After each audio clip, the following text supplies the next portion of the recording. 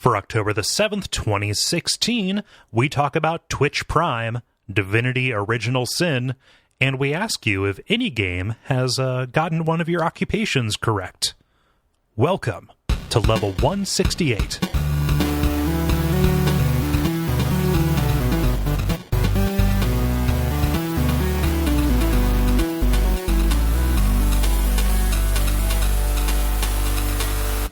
My name is Kole Ross. I'm Dennis Furia. I'm Jala Prendez. And I'm Ben Merkel. And you are listening to The Level. It's a podcast for people who love video games. Thank you for being understanding about our skip week last week. A lot of things happened. Chief among them, I got incredibly sick. So good old-fashioned early October, late September flu. Is what laid me out like just a baby. Like I haven't been like disabled sick like that since I was like a kid, like early so teenager. Unless you guys wanted to Retchcast 2016. Well, it's weird because usually, and this isn't going to get too terribly gross. Usually, mine is kind of like a stomach flu.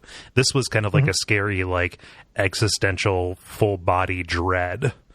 Oh no! Kind of thing that just kind of like made its way into just a very high fever and like body aches and stuff, and it was just like I can't even be upright. Like it was so bad that I put on Bob's Burgers because that's one of my comfort shows. I couldn't even watch it. I just laid in bed, like holding on to the bed frame with my eyes closed, and the fan just kind of like pointed at me, just listening to Bob's Burgers because that's all that I could do. I'm glad you survived. Me too. Yeah.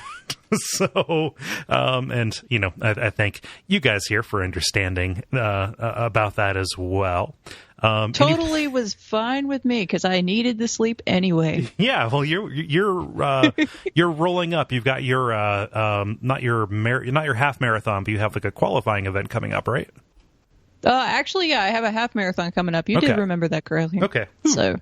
I ran 17.3 miles on Saturday, so I'm already ready for it. I'm good. And that was at marathon pace, so I'm good. Yeah. I got it. So what is marathon pace? Marathon pace is just however fast you are to go during the marathon, like a full marathon. I want to have to double check and see what my half marathon pace is supposed to be. What they do to calculate that is basically you run your fastest possible mile, and then from that number of how fast you run a mile, they calculate out like what your projected speeds would be for 5K, 10K, half marathon, and that kind of dictates your speed during different parts of the training. So yeah, it stands to a little bit of reason that your marathon pace would actually be a little bit more measured than your short distance pace. Yeah, half marathon is like about 30 seconds faster than my full marathon pace. So like if I'm running more miles, like 17.3 miles at, my full marathon pace with a little bit more pushing and a little bit less distance, like I'm already at my projected half marathon speed. So, but if I can run it slow, well, if I can run it slow, then I'm fine. Like I've been doing speed work throughout the week. So, I'd be good. I like to imagine that phrasing that your full marathon pace is 30 seconds off your half marathon pace, as in the second half takes you 30 seconds. Yeah. Well, I mean, there's a certain amount of like aerodynamics, right? Like as you approach light speed, like you break that plane and that threshold, then all of a sudden she just goes shooting off like Chevy Chase and Christmas Vacation on that sled. Well, they say your second half is supposed to be faster than your first half, so. Well, no, I'm about in the middle pace group of like the entire running group that I'm in. So I'm not like the fastest, I'm not the slowest, I'm not the fastest. But then again, I only started running in April, so I mean, I've been speeding up. I'm getting faster all the time. So, next year we'll see how fast I am. Yeah. Ben, what you been up to? Not a whole lot. I went out of town last week, so it was a good thing that we didn't have the show. But I'm back in town now, and I don't know. Mostly playing video games, not being productive. As we do. Pizza. Nice. And Dennis, how about you? You were away for a little bit. Yeah, just traveling and then hanging out here. So I took my turn being the problem with recording, Yeah. but I've been playing plenty of games to talk about. That's for sure. Awesome. Well, that'll make up for me. Nice. Well, I don't see any reason why we should delay getting started, so let us go on with our usual kind of show we got for you tonight. The Brief, the Multiplayer, and the Grind, and we're going to start with The Brief, where we talk about things that are happening in the world of video games around us. Jala, I want to hear what you've got. Okay, so Neil deGrasse Tyson is making an online multiplayer game called Space Odyssey, where you create and expand galactic civilizations. So I don't pay very much attention to him, but apparently he's known for explaining why movies and games are unrealistic as if anybody but David Moneysmith cares. You know? To be fair, a lot of people get angry when he tells them that they're BB-8. I know. I had to crack the joke and poke fun at David just because it's been a while since David has been mentioned, and I don't know if any of the newer listeners even know who David is anymore. Hey, I just flooded the chamber with a whole bunch of old episodes since I changed the feed provider, so people had a lot of level history foisted upon them, which which I'm very sorry. No, that means that they have a perfect opportunity to download all of that and listen to all about the Davids. So anyway, sounds like a different podcast. Yes. Okay, so continuing on about this game. The foundation is based in scientifically accurate gameplay with an educational element. This is a quote from Tyson himself. Kind of doing a little bit of an impression. Sure. I was going to ask, do we get to listen to his voice? Because if that's so, I am in for this game. Bar is high, Kole. So he's making it scientifically accurate, but it is about interplanetary colonization. Yes. Okay. Yes. The website you for just it stare at the stars and say one day for the entire game. Well, if you go to the website itself focuses more on the gaminess, of course, because that's what everybody wants is the game part of it, not like, the educational part of it. But anyway, from the website, it says that you can grow galaxies, develop planets, colonize worlds, nurture species, harvest, mine, explore, and discover unique life forms and civilizations. The company that's working on it is called Whatnot Entertainment. I have no idea what else they've ever made. I meant to look it up and I forgot before when I was getting ready for the show. So I don't know what they do. But they aim to follow the Minecraft model, meaning that they basically want to make a community that is interested in the design side of things, the way that Minecraft has all the people doing their thing. And then get rich and become convinced that you're God? Yeah, exactly. So... They apparently do have partnerships with Bigelow Aerospace and the National Space Society for consulting on tech and design. So there is that, although that doesn't necessarily mean much because, Resident Evil has military advisors, and I'll talk more about Resident Evil 6 as military advisor. I will talk about that multiplayer, but players apparently can not only create their own galaxy but also explore other people's galaxies. There are apparently some celebs signed up for this, like Bill Nye, George R.R. Martin, Neil Gaiman, Peter Beagle, and of course Neil deGrasse Tyson himself will be making one. And it's being developed for Windows, Mac, Linux, mobile, and VR. Notably, there is no console. There is just PC, mobile, and VR. It is expected to be ready for beta testing sometime next year. So that's a thing. Huh. So that's all I know about it. But so, yeah. I'm curious. It definitely has a lot of star power kind of behind it, but that is no guarantee that it's going to be fun. Good. Yeah. Yeah, I don't. Yeah, I don't know what Whatnot Entertainment has ever done, so I guess I should be looking that up. Well, looking at their website, it appears to be like they're a video production company.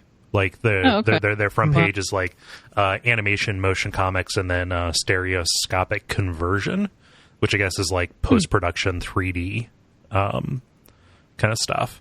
So I can't imagine what they're gonna do. I don't know. Yeah, the game is more of a visual novel. Yeah.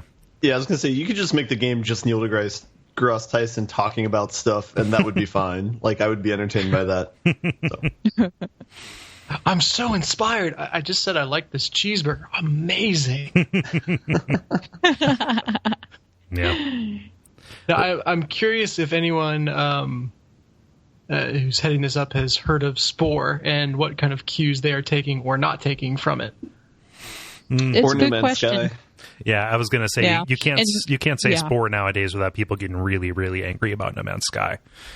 Yeah. And that's kind of what I was related to No wondering Man's Sky without too. that. Yeah, that's kind of what I was wondering too, given the fact that like the article emphasizes like, oh, we've got these sciencey people behind it, but then like, what about the gamey part of it? Like, where's that coming from? Do they know what they're talking about within like the gaming framework that they're trying to build this on? I don't know. So we'll see. Maybe if it ends up being a beta thing, and if somebody signs up for that beta, let me know what goes on with that. So. Yeah. Well, we'll follow it. Yep. Dennis, I'm curious about this Titanfall thing you've got. Yeah, well, I think the one lesson that everyone on Twitter needs to learn is don't tweet pictures of your disc. Oh, I mean... Just you don't put it out there. That's taken down so many people. Lesson 1 is don't be on Twitter. Well, yeah. You got that right. No, this is very much a story of Twitter's being Twitter, and it's sad and a little bit amusing all at the same time. So what I'm looking at here is a fairly innocuous photograph of a PS4 disc. No. You would think, Jala, you're trying to cut in. I'm sorry. What do you say, Jala? So the lesson is no disc pics. Yes. Pretty good. So Respawn tweeted out a photo of their PlayStation 4 green disc is what they call it, I guess, for Titanfall 2, which is like, hey, they've gone gold, essentially, they've finished it. And when you print a sample disc that the apparently the main console manufacturer sends to you, it's in the industry referred to as a green disc. But anyway, the first wave of lashback or rage on Twitter was the fact that they tweeted out a picture of a PS4 disc and not an Xbox One disc, which, the original... That's the one that brought you. Yeah, exactly. Yeah. I guarantee you that was tweeted at them, at least 100 times. Yeah. Over the course of the past day. But yeah, so, notably it's gone multi-platform when the first game was exclusive, and read into that whatever you will if you want to fan the console war flames. But people reacted. And so trying to explain themselves and be friendly about it, Respawn tweeted out just kind of another picture with the Xbox One, green disc, which is really like the main heading of it is Technicolor Poland. Check disc only is the other copy on it. So it's very unfinished, right? Right. And so they just shared that and said, here's the green disc. It's not very sexy. Then people got mad because they thought they were saying that Xbox One wasn't sexy. That's right. You have heroes on Twitter rising up to defend the sexiness of Xbox One. The honor. You know what? Don't system shame. Come on. Not cool. God, fucking dicks. Yeah. So it means we pretty much have to send them death threats now, I guess. Yeah. Oh my god. Laugh so you don't cry. Don't cry. So, and this is a developer trying to do like the right thing and be open and share stuff about what they're doing with their fans. Like, this in general is a very good thing, and it just, exploded in the worst possible way. I mean, the initial tweet is like social media 101. Like, you just kind of like just post little pictures of like behind the scenes, like, here's a momentous thing. Like, You know, you just take it and you share it, you know? But like, oh God. Like, just the fact, you know, this isn't exactly a one-to-one, but like people responding, saying, you know, to the whole notice it's not very sexy or green, you know, to the Xbox One, you know, green disc thing, like being so dense as to not see that, it makes me, it feels a little bit like somebody like listening for like you people. What do you mean you people? Like, wait a minute. Yeah, exactly. Stop it. Just fucking calm down for like a second. Put the knife away. It's a bummer that it ruins the fact that like the story's supposed to be about that the game's finished. So like that's exciting, right? Yeah. My favorite part about this article is their measurement for the fact that the feud or the rage is dying down is that there were currently on Twitter, as of time of posting of the article, more people apologizing for the dicks than people being dicks. So that was the tide has turned back. Well, no, what I mean, like we're participating in this, but you have to like it's kind of like counting tree rings. So there's the initial outrage. There's people being outraged about the initial outrage, and there's people being outraged about the outrage to the initial outrage, and then on and so like so on in kind. Yeah.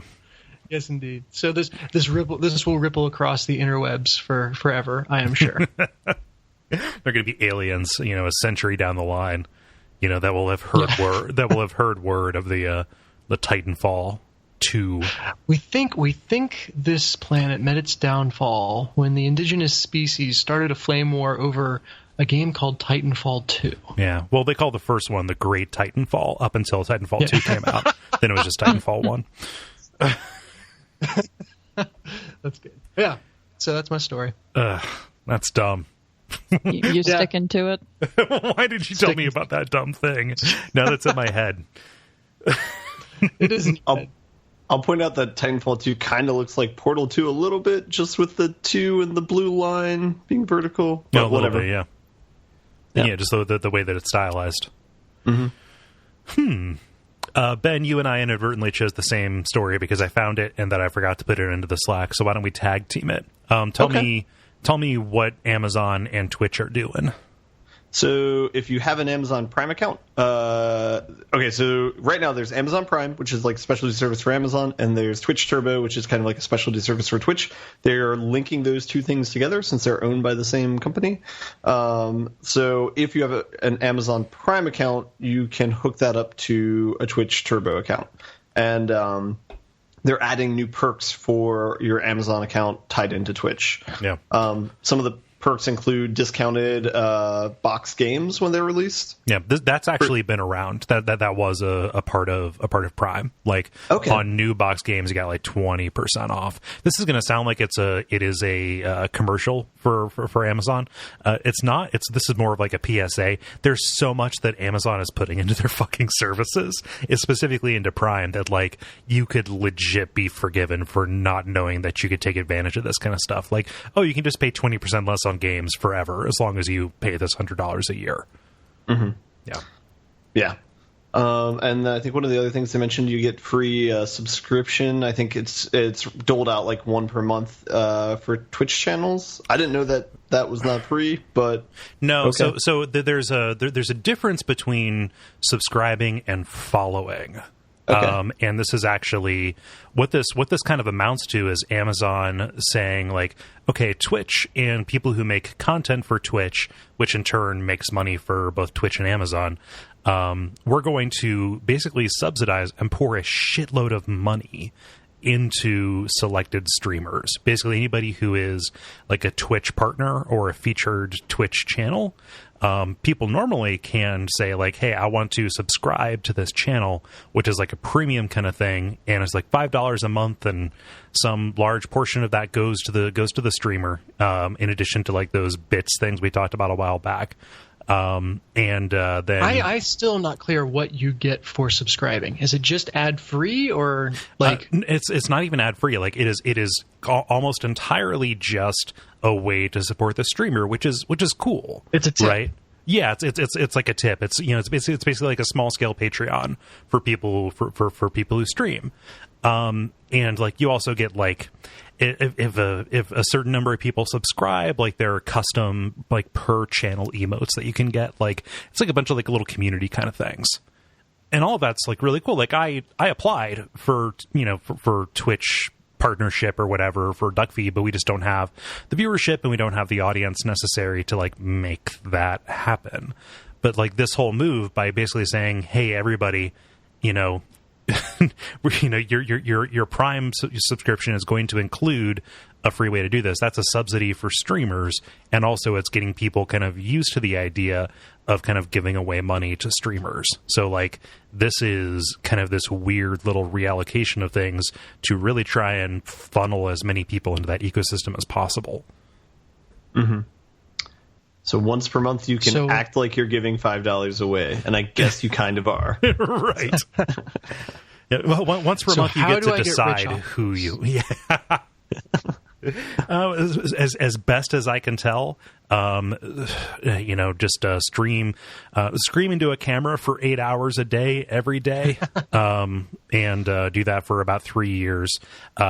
This is important. Start 4 years ago, and then build up an audience of more than just like a max of 21 people, which is what I get. Yeah, you and me both, bro. Yeah. That's monumental compared to the numbers I pull down, but it's great. That's not why we're doing it. No, it's because it's fun to like talk with people. It's a cool hang. But I guess what I mean is like just there are different levels of it, and like that is the way to get rich off of that is to really push and maximize for the audience. There's something weird about this. I need to pause that video where you get free in-game loot every month plus surprises. Yeah, this is relevant to me because the first big one is a Hearthstone hero portrait, which is purely cosmetic, but is desirable to me because I'm a fan of that game. So, fortunately, I already have Prime, and so it's just going to come to me. It's like easy to get. Unfortunately, I was talking with people on the Slack on the Hearthstone channel, and the problem is if you have Prime, great. If you have never had Prime, you can get a 30-day free trial, and great, pick it up. If you've had Prime and let it lapse, there's no way for you to get this hero other than to invest in Prime again. Which, I see the value in, but not everyone has that money to invest in Prime, and certainly not everyone, or certainly almost everyone has tried Prime at some point. Right. So that locks a lot of people out. And they've said they're not considering new models for how to get it right now, but they've they've kind of been vague about it, so I don't know if it'll ever be possible to just pick this hero up directly, which would be nice. Yeah. So PSA, if anybody wants one of those things, I'm probably not going to take anything as long as it's not Rocket League, so I will gladly give that away. Yeah. Talk to Ben in the Slack. So what this tells me, too, again, looking for the strings behind this, trying to find the crux. What this tells me as well is that all of a sudden Amazon and Twitch are partnering with developers, specifically developers of games that, like, a huge component of their ongoing popularity is the continued streaming kind of thing. So, like, that's smart, right? Especially for these, think about what Blizzard gets by saying like, let's just take this piece of garbage art that not garbage, but like, unused art that we would have had lying around anyway. And like, let's make this like an incentive for people, to kind of like get into this. It's literally a JPEG and maybe 6 voice lines. So it's pretty easy for them to. I can't believe because Tomb Raider, the Rise of the Tomb Raider, had this Twitch integration thing where people could like vote and it was built into the game, and I cannot believe that there hasn't been more stuff like that. I'm really curious if like the Tomb Raider thing was just an abject failure or what. Because that's kind of the direction you're describing, Kole, and I don't know why people wouldn't do more to integrate. Yeah. Well, I mean, it may have just not been a good fit for Twitch streaming in general. I could kind of see it being a dicey prospect because you're, like putting this gameplay mechanic tying to another company.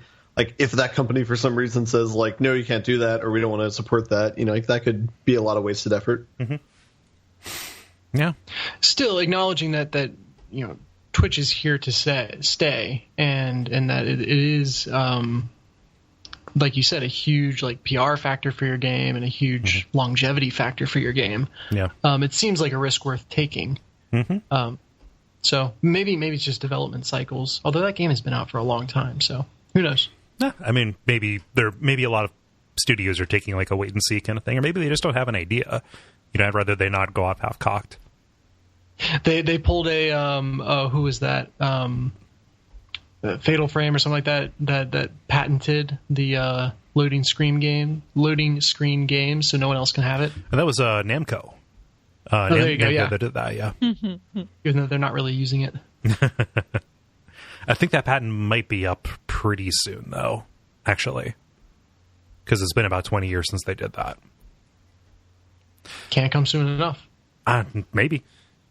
Yeah, so this is I don't know. I think it's cool. Like this falls under a PSA kind of thing. Like, you probably have Prime. I would not have thought to do this if it wasn't blasted out on a bunch of news things. Fuck it. Give $5 to somebody who screams into a camera. Well, Kole, you're excluding yourself because I don't know if I've ever seen you scream into the camera while streaming. So, well, first off, there's no camera, and usually, if I people who have watched me stream know when I get angry, I don't scream. I get quiet for 20 minutes at a time.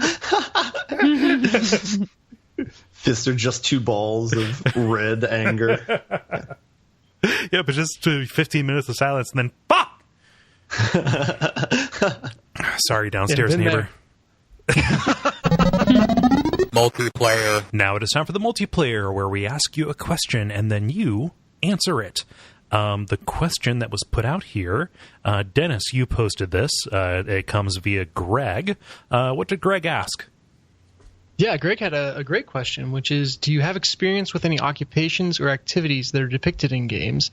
And if so, how do you feel about the way games treat them? Are there any aspects that games get wrong or could represent better?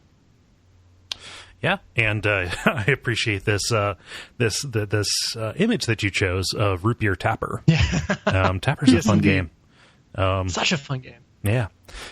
So Michael says, I'm a chef, and I've worked in food service my whole life. Game depictions of cooking are often very bright, cheery affairs. This couldn't be more different than real kitchen life. I want a greasy, ragged kitchen team held together with duct tape and stainless steel. The restaurant biz has a whole different culture than the rest of the world. The people are gritty, colorful, and bizarre. If someone could capture all of that in a game, I'd love it with every inch of my being. Oh God! All this makes me want is like a VR. Okay, so make it a Vive game or a Vive game of Cutthroat Kitchen. That'd be awesome. Except Alden Brown is like an Eternal Darkness Arkham Knight sanity effect. Like, you will just kind of like as you turn your back, like, and then like just starts taunting you. Yeah, it's like, all right, well, I'm going to go over here. I'm going to saute this for a second. Then you just like, wait a minute. He warps to be like right by you. Like, it's a little hot there, isn't it? Okay, not the way that I do it. Like, no. Oh, that's great. Yeah, I maybe it's just because Darkest Dungeon is on the brain because someone was streaming it in the Slack. But I would love this kind of like colorful and bizarre people, like some kind of relationship management component to keeping a kitchen staffed. Just like, okay, can't put so-and-so on the line with so-and-so because they'll, freaking blow up at each other. And so-and-so expects a promotion by X date, but he's not going to get it because I really need to keep my star guy there, but that's going to cause drama. And like, I could see that being interesting as well. Oh, we could license it after the hit mid-2000s Ryan Reynolds and Luis Guzman comedy Waiting. Actually, I think that was a Justin Long movie. Fuck. No, I like Luis Guzman getting second billing. I think that's fair. It doesn't happen enough. Let's see, Jala, what does Eric say? Eric says, I work in IT. Not sure if there's any games based on that. Actually, this is an opportunity for me to ask. Are you aware of any games that are based on IT? Games where you play as a hacker are in the realm of computers, but that's a different profession, in my opinion. And then Dennis commented, keep talking and nobody explodes, maybe? Yeah, that's at the customer service side of IT, though. Yeah. Yeah. Fair enough, yeah. But I thought that one was a pretty good fit. Yeah. Uplink? I don't know. Yeah, that's so I given that I've done nothing but make videos about IT topics for 5 years, it's bizarre how little I know about like the day-to-day life of an IT person. I know a lot about the tools they use, but like I don't know enough about what Eric does on a day-to-day to actually say like, oh, there's elements of this in that game. I assume it's just like Deus Deus Ex hacking. Yep. There you go. Kole, you know everything about IT marketing guys and nothing about actual IT guys. Right. It's like occasionally they'll be like, okay, well, this is a pretty heady topic we're talking about, so we really ought to get an SME in here, get a subject matter expert. And then like, okay, well, we'll schedule, and then like we have to wait 2 weeks because those are very busy people who are doing real and difficult jobs, and then the marketing person just talks over them the entire time. Or contradicts them or anything like that. It's like, well, I don't know how we did any of this. This has been a colossal waste of time. That sounds frustrating. Can you tell why I'm not client-facing anymore? Good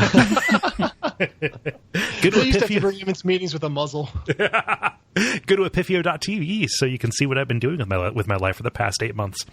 I saw that video. It was cool. Freaking awesome. Yeah. One. Thank you. Yeah. The cognitive biases one. I'm very proud of it. Yeah.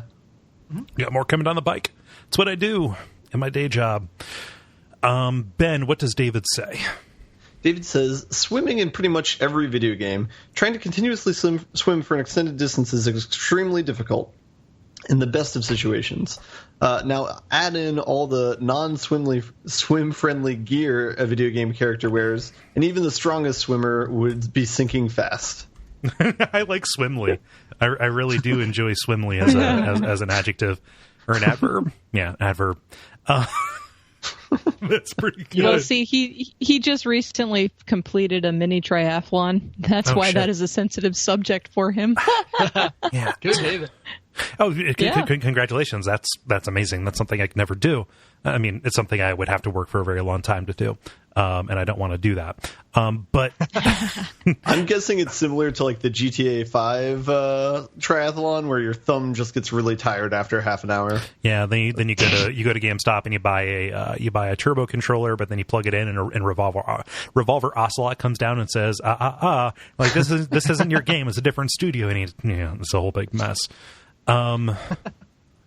Yeah. So here's my thing. And so swimming in pretty much every game is almost like it's like an inconvenience that's put in. Mm-hmm. From the lowly Teenage Mutant Ninja Turtles dam level all the way up to GTA or whatever. How would you actually represent that in like in a video game? Because like video games, they're not physically demanding like swimming or any of those kind of things are. And even the most kind of like, I don't know, realistic attempts at doing that are just like button masher Olympic games. Like, how could you actually model the decisions that you make while you're swimming about like pacing and like internal resource management and picking a line and doing all of that stuff? If you're carrying 50 pounds of ammunition when you jump into a river, you just sink. Like you drown. That's how you replicate it. Yeah. It's like you drown and your gun is ruined. Yeah. It just I don't. Again, this gets back to another thing. There's so much I don't know about the act of like doing anything but swimming to fuck around. Like I'm gonna swim in the ocean for a little bit, right? Just like dipshit swimming. Mm-hmm. Like I'm on vacation kind of swimming. Like I don't know. I'm sure that there's some little core that you could extract from that would actually make a pretty cool game or a pretty cool element, but nothing seems to get beyond just mashing, right? Maybe Red Dead Redemption got it right, where you just drown if you go in the water.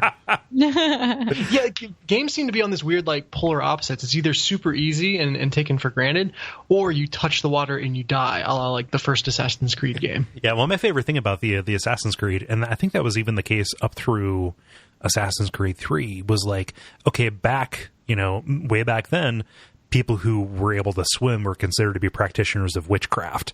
Like, that was not actually a thing anybody really did in those places. And that was the excuse they used to make... that feels like a rationalization. Well, of course it is. Yeah. Yeah. Dennis, what does Matthew say? Yeah, Matthew says, I've not worked a job that has been represented in games, but I did work on a political campaign a couple of cycles ago, and I'd think an election-themed RTS or Civ-esque turn-based strategy game could be really cool. GOTV or GTFO? I don't understand. Yeah, I could see that being get out the vote or get the fuck out. Ah, there we go. Yeah, there you go. I had to think about it a little bit, but given some time to reflect, I got there. Matthew, Get Democracy. I think Democracy 3 is the one that just came out. That is not so much about campaigning. That's more about kind of like running an administration and setting policy. But that is that is a very fun game about kind of like statecraft. There's also a board game called Copycat, which is you're managing an election campaign. Oh, nice. Yeah, I'm a little bit bummed out that we're missing I'm missing the vice presidential debate to record this. Yeah, I intend to go look it up afterwards. Yeah, I'm just gonna catch it from the beginning. I want to see that particular shit show. Although it's probably the closest we're going to get to actual policy talk. Yeah, I was going to say, it will be a shit show, but it will be less of a shit show than maybe the other ones are. God. I'm sure everybody really doesn't want to hear that, but fuck this. I was going to say, the political discussion klaxons are going off in the background in my so. Yeah. But we've been non-specific enough as to just say, fuck this year. And I think we can all agree on that. We can all agree on fuck this year. Paul writes, when I was in college, I drove a forklift in a few jobs. I find the forklift driving in the mobile game Forklifting 2 romanticizes the profession a bit, but is actually pretty fun and pointless, which driving a real forklift can be. The forklift segment in Shenmue wasn't nearly as much fun, and you never get to race them in real life. Well, I mean, you can. You just have to break in after hours. To YouTube to disprove that. I can't remember in Shenmue, but if you were to race a forklift in real life, you would need to drive it backwards for sure. I also loaded Walmart trucks by hand in one job, about 5 to 7 a night, and maximizing how much you could stack was a bit like playing Tetris in hell for 10 to 12 hours every night. Ooh. Yeah, that doesn't sound like fun. Not to me.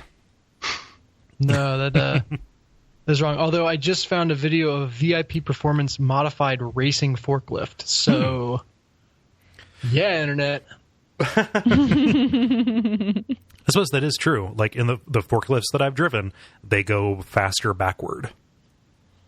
Yeah. Mm-hmm. Jala, what does Brian say? Brian says, I work in a factory and can confirm it is exactly like Factorio. And the alien bugs come after you if you stand around for too long. If you go to rock a piss, you come back and you're nothing but a skeleton hand. Yeah. Yeah. Yep. Ben, what does Steven say? Steven says the Hitman series is pretty accurate. I mean, not that I would know. Then he does that. One of my favorite emotes, which is the flat line smiley face. It's kind of like completely face neutral. Neutral, I believe that is. Yeah. Jala, what does Ollie say? Ollie says, I have a doctorate in theoretical physics, and I can tell you that if I was in the Black Mesa facility, no one would have been able to stop me as I filled out the HR forms relating to multiple breaches of lab safety. Working conditions matter, people. P.S. A student a few weeks ago told me I reminded them of a teacher in Life is Strange. He came up a couple of days later and apologized. So how do you not spoil the game when he in response? I think it's ambiguous how it is right now. Yeah. No, I mean for him to be like to be faced with that and be like, well, okay, thanks. What episode you on? That's real important for context. Question. Chapter 1 or Chapter 5? Big difference. Sam writes, every game manages to get driving a car wrong except Deadly Premonition. Well, I mean, Deadly Premonition lets you control both the blinker for no reason and the windshield wipers. Wait, is there any AI built around the blinker? Like, will other cars let you? No. No, go and watch my stream. I'd get into a car, I would turn on the windshield wipers, turn on the right blinker, and then if I drove for long enough, I would switch it to the left blinker. Like how I drive normally. Yeah. Gotta keep them on their toes. Tink, tink, tink. Let's get crazy. Click. Tink, tink. Well, no, keep going, tink. Yeah, tink, tink, tink, tink, tink, tink. Like that's what it is. And occasionally a crazy man talks about movies, and then that's the experience. We're almost ready for our Deadly Premonition acapella group. Oh man. Deadly Harmonition.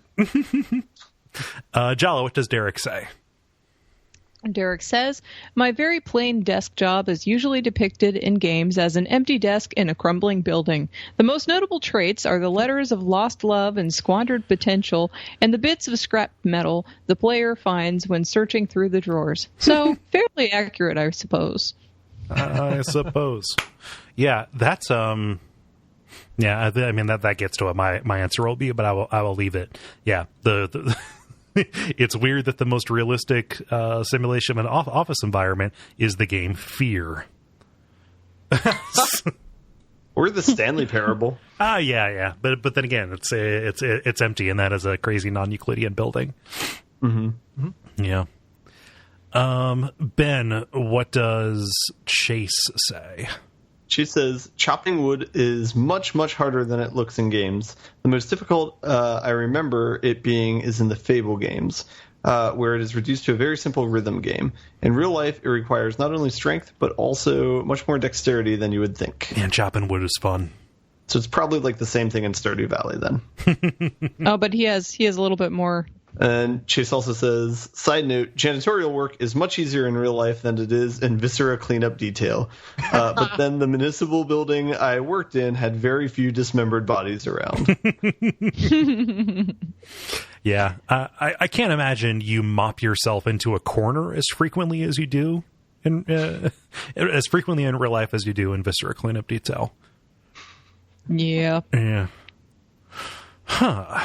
Yeah, so chopping wood, the only chopping wood minigame I can think of is Breath of Fire 3. That's what you have to do with Bunyan, the woodsman who rescues you at the beginning. I just think about fishing in Breath of Fire. God, I love Breath of Fire 3.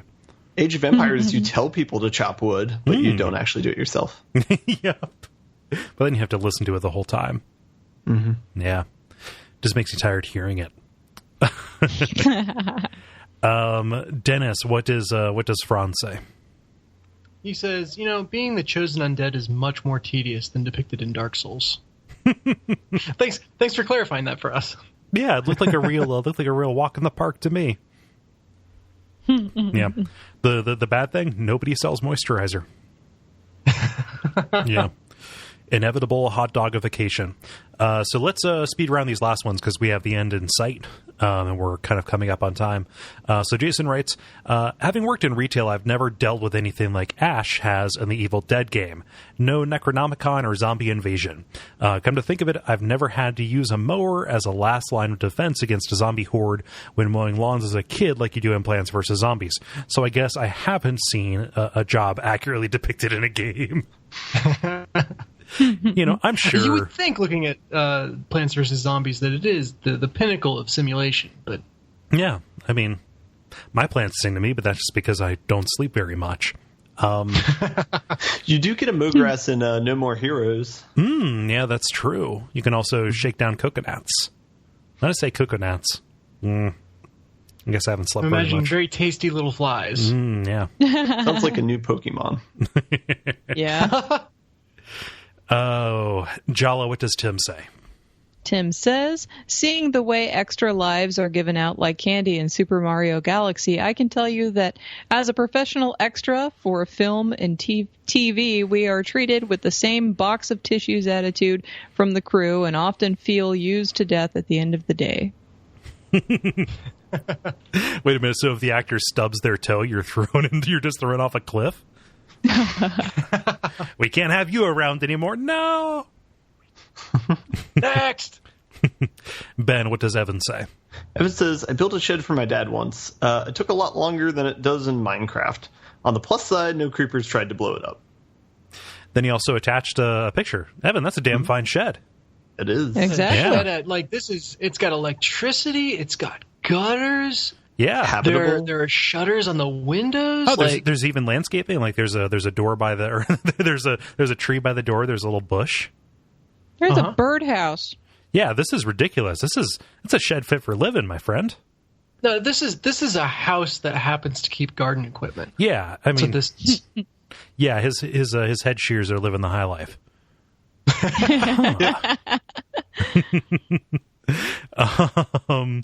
Gustavo writes, Coast Guard, the game, is a bad representation of Coast Guard, the uniform branch service of the United States of America. Yeah, I mean, Cold Fear, right? That's a game where you play as a Coast Guard person. How many outbreaks do you have to deal with on a daily basis? Are you a Coast Guardian? There's literally just a game called Coast Guard. Yeah, that's bizarre. I was not aware of that. Jala, what does Josh say? Josh says, as a boxer, I've found the timing involved in Punch-Out to be shockingly spot on. The punch exchanges in the Fight Night series feels too slow. Huh. I would have considered that to be the other way around. Well, that's why he said shockingly. Yeah. Sounds so, like it's a lot more twitch and a lot less like bullet time reaction there. In real life, when people get sweaty in the boxing ring, does it look like they have like shrink wrap clinging to them like it does in Fight Night? Oh my god. So I'm watching the trailer for this Coast Guard the game. Sorry, going back a question. And it shows you pulling someone out of the water and the character model is just bone dry. Like you pulled him up over the step. You'd think in a game that centers and happens on the sea and focuses on pulling people out of the sea, there would be some kind of animation to represent people having been in the sea. Continue. Ben, what does Raghavan say? Raghavan says, as a scientist who routinely performs genetic works on DNA, I find it funny whenever video games are able to run a sequence and match up DNA immediately. Sure, now we have the tech that speeds it up, but they've been making it seem ultra trivial for a long time. On that vein, just basically any moment where you have a one-size-fits-all scientist who seems to be an expert in at least 6 fields of niche science. But again, plot and gameplay concessions, I guess. Looking at you, Half-Life. Yeah, it's a scientist with a capital S. Yeah. Yeah, polymaths, It's not like people need to specialize or anything. It's like a doctor, Yeah. And then let's round everything out here. Dennis, say what Greg says. Greg, the originator of the question. Yeah, this is a nice little yin and yang end to this. It's very feng shui. He says, as a history major, I've learned to accept that for the sake of the flow of the story and characters and gameplay, that historical events need to be tweaked and changed, much like Hollywood does with movies and authors with books. As long as they don't try to present something as serious when it's not, or hit you over the head with it, or hit you over the head with an error so easy to spot that a 6th grader could do it. One PS game I played claimed the Germans bombed Pearl Harbor. Wow. He says, I'm cool with it. Yeah. He's cool as long as it's not doing that, to be clear. So. Oh, man. That's pretty funny. The Germans. Yeah. Having a father-in-law who's very into World War II history does make it hard to watch certain movies. Because you just have stuff constantly pointed out of like, it's not accurate at all. Nah, those buttons would not have been like that. Yeah. Yeah. That's kind of like that's kind of related to my multiplayer answer. Yeah. So let's do ours pretty quick here. So for me, like my current job doesn't have an awful lot of analogs, but one of the older jobs that I worked doing like data entry / order entry for a school supply company. And this is going to sound crazy when I say it, but let me just say that really reminded me, or Papers, Please really reminded me of that job. just the whole, like, you're presented with kind of like a smattering of information, and you have to be very, very astute about noticing like inconsistencies, about replicating stuff, about kind of like shuffling around, because, like, you know, I would have nightmares about like going up and grabbing this fax with this, like, you know, just shitty teacher's handwriting, like poorly digitized on it, trying to figure out, is that a G or a 6 in the in the item number, and then just kind of like getting an error report at the end of the day. You know, because if you get it wrong, someone is getting a pig fetus that is not expecting it, and you don't want that to happen. Right. Like, I can't tell you how many owl pellets I just sent out to like gym classes and stuff. So yeah, it just I would say like that at least mechanically gets at the menial nature of, like, you know, data and order entry kind of stuff, I would say. Jala, I want to hear yours.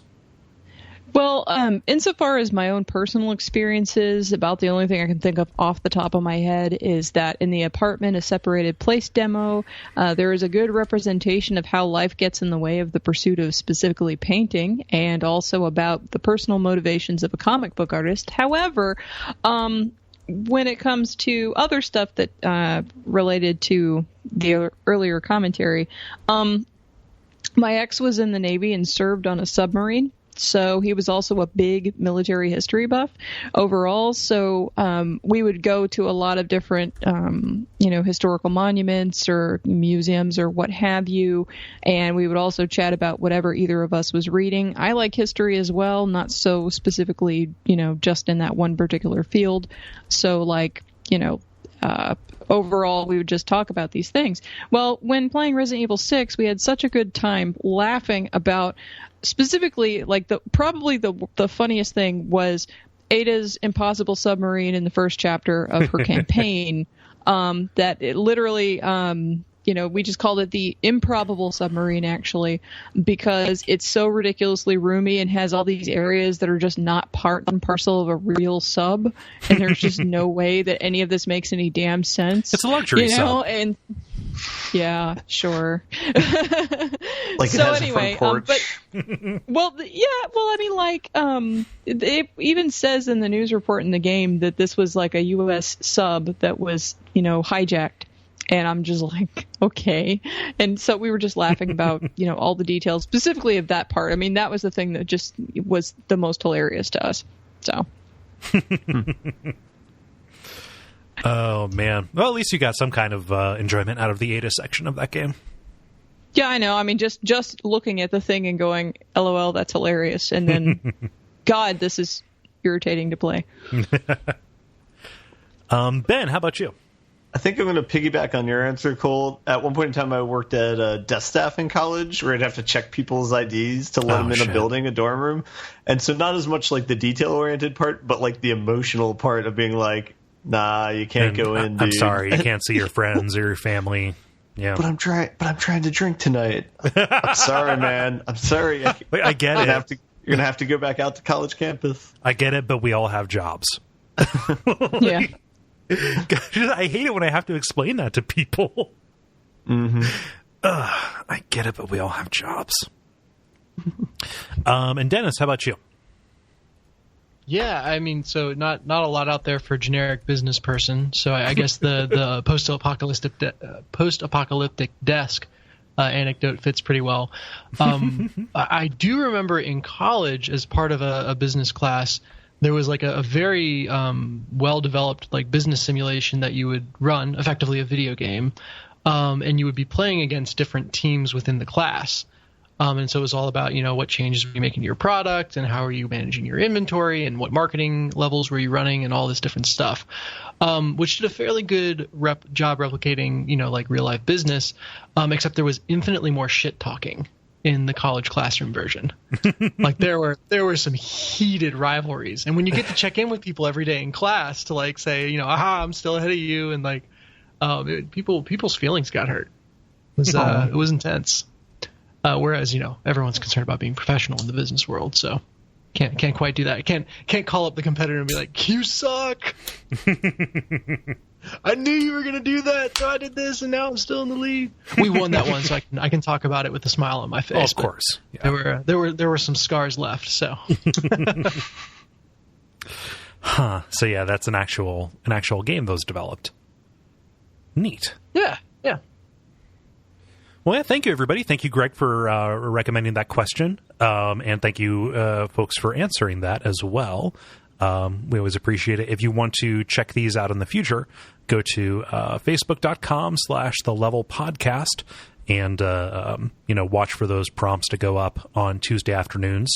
I appreciate both Dennis and Jala, both of you, for doing that.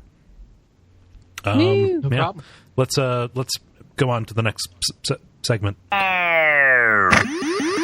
The grind. Now it is time for the grind, where we talk about the games we've been playing over the past period of time or so.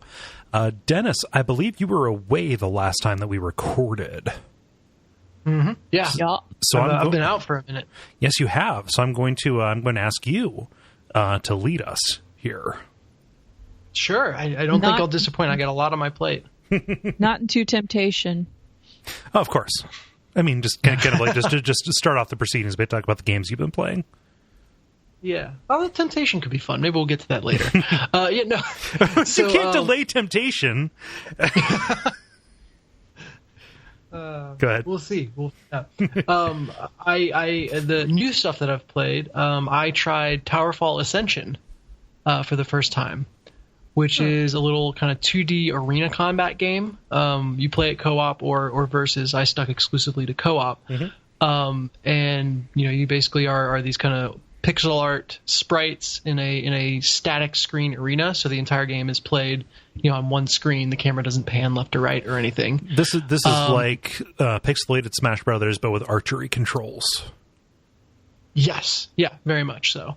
And you're just fighting through waves of enemies, trying to survive long enough to get to the end.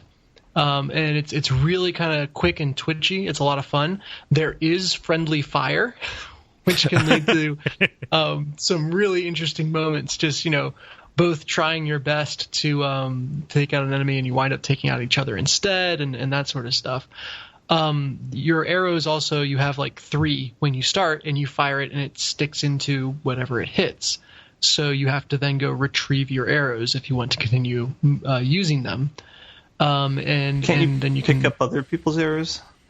You can. So one person can end up with all the arrows, but you're able to trade them back in just the most natural way, which is by jumping on someone's head to steal their arrows. So, just how it works in real life. Mm-hmm. But like I said, the game is super fast and twitchy. The coolest thing, though, and I've only seen this happen in one of the levels so far. I imagine it happens at more points in the game. But like the final wave of enemies is just packed with a ton of people on screen at once. But everything kind of slows down a measure and goes bullet time on you. And suddenly, whereas you were just like, kind of doing everything by reflex before, you have to kind of consider your trajectory, and you can aim your shots, and you can kind of combo bouncing off of one enemy to pop you up so you can shoot another, and then falling across to a third. And that makes you feel so freaking badass. like the first time it happened, I was playing with a friend, not Jen in this instance, but another friend, and we were just both like, "Oh shit! Like this is awesome!" It's like a late game Yoshi's Island trick shot. Yeah, like I wish I had like sunglasses I could have put on. It was just felt like a complete badass. So that was the highlight of playing it. We only did a couple levels together, but just that feeling of kind of going into the final stage, they're throwing everything that it's got at you, and you kind of slow down and are able to do a bunch of super cool, sweet moves that you would be very. I mean, you theoretically could do all this stuff running at normal speed. It would just be nearly impossible. Right. Because the need for twitch.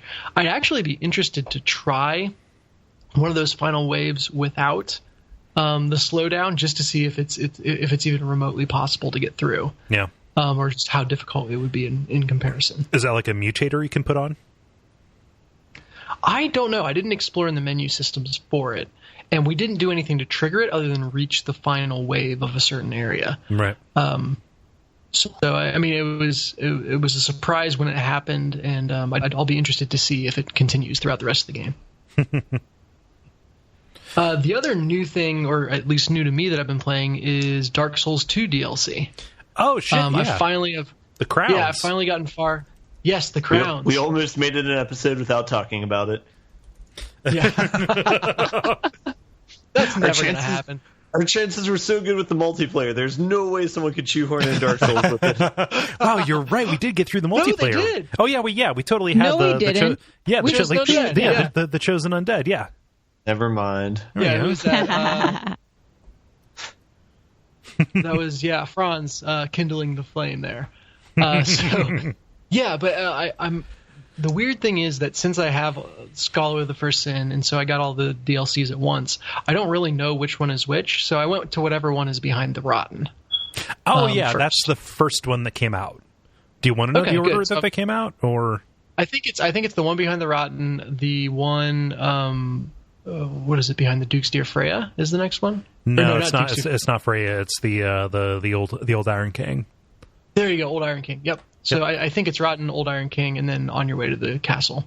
Right. Except you have to, because you didn't buy the DLC, you have to find the items that unlock those shrines in the world. Yeah. I Wikipedia'd it. Yeah. To get those keys, make sure I had them. Yeah. No. So you went to like what is categorically one of the best ones, like the sunken Shulva is great. Yeah, oh my god, it's fantastic. And just like, it had been a long time since I played Dark Souls 2, so I felt a little bit like I thought I was coming to it fresh. But just going into a truly new area that I didn't know the path through already is an incredible feeling. And one that I hadn't realized that I'd been missing, even though I was playing Dark Souls again. And that is it's a distinct departure from like Dark Souls 2 like level design too. It's almost like walking into a Dark Souls 1 level, kind of. Yes, in the best possible way. Like that is high praise. So that was really enjoyable, and just that feeling of like I'm at a crossroads and I don't know which way is right. And I kind of don't want to go either because I know there's bad stuff down both. And I don't know where the bonfires are. And I'm almost out of spells. And you guys, so it's a great feeling of intimidation that I haven't, going back to the game, even though it's been a while since I've played it, was really just the muscle memory was there for me. And I was familiar with all the areas. I felt very comfortable running past stuff that I didn't want to deal with and all that stuff. So that feeling of intimidation is nice to have back. Yeah. Have not beaten the area yet. I'm currently trying to figure out how to get past the ghost guys, and I think I've got an idea of how. But they are pains in the asses, let me tell you. Yep, and I just about told you how to do it, but I'm not going to do it. Let's say this. I know how to do it with the first two you see. Mm-hmm. I don't know where this game's been out forever. I don't know where the crypt is or the sepulcher is for the third guy. Who's on the spikes. The altar. Yeah, that's upon thinking about it, it might be the path to the right before I get to him, but I don't know. You know the secret, that is intentionally like them just kind of like fucking with you.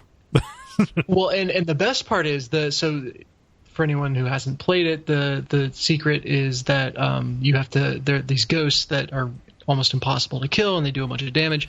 You have to go find where their bodies are laid to rest and destroy the bodies, and then that turns them human, essentially, or undead or physical, and then you can fight them more fairly. As I was running up to the first area, the soapstone message was weakness bloodstain. And that was just enough to have me make the connection and be like, I see, I know how to do this. Yeah. So that kind of cryptic messaging system worked well for me in that instance. Yeah. No, it's really good. So that's the DLC. I'm thick in the middle of playing it, and I look forward to all three of them. Yeah. I'm looking forward to hearing you get to that boss, because I really don't like that boss. The first one that you find, the second one, the second mandatory one, is really good. But okay, cool. No. Yeah, all of those DLCs are really good. Mm-hmm. Well, I've heard that, and that actually got me to choose to go back and play this again versus going straight into Bloodborne. So, right. Got a lot of good input on it, and I feel like it's paying off right now. So that's nice. That's good. I've got a couple of co-op shout-outs as well. Okay, go for it. I started started playing Divinity Original Sin again, actually last night as of this recording, with Evan B.